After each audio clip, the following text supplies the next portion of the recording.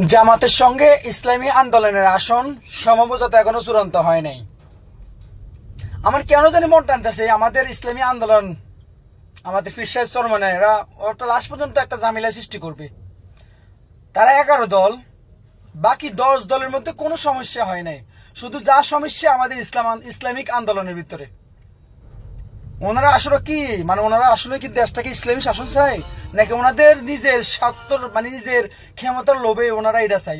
মাথা বোঝা কাজ করে না। কত সুন্দর একটা সমবোঝায় সারা ইসলাম দলগুলো ঐক্য হয়েছে, কত ভালো লাগছে দেখতে, কত শান্তি লাগছে। কিন্তু ওনারা এক এক সময় ভিডিও বার্তা দেয় যেন বুকের ভিতরে হাহাকার করে ওঠে। এই বুঝি ইসলামী জোটগুলো নষ্ট হয়ে যেতেছে, এই বুঝি ইসলামী দলগুলো আলাদা হয়ে যেতেছে। ওনারা দোষ দিতেছে জামাতের। আরে ভাই, জামাত হচ্ছে ইন্টারন্যাশনাল দল, তারা পুরাটা বিশ্বের সাথে হাত আছে।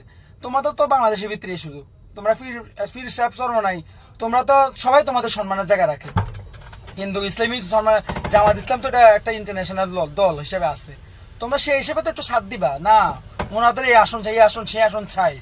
আরে ভাই, ইসলামী দল ক্ষমতা আসতে হলে এগুলো তো একটু সহযোগিতা করতে হবে। যাই হোক, আমি আল্লাহর কাছে দোয়া করি আল্লাহ যেন ওদের সবকিছু সুন্দরভাবে আগের মতো ঐক্য করা, সেই থাকার তৌফিক যেন দান করে।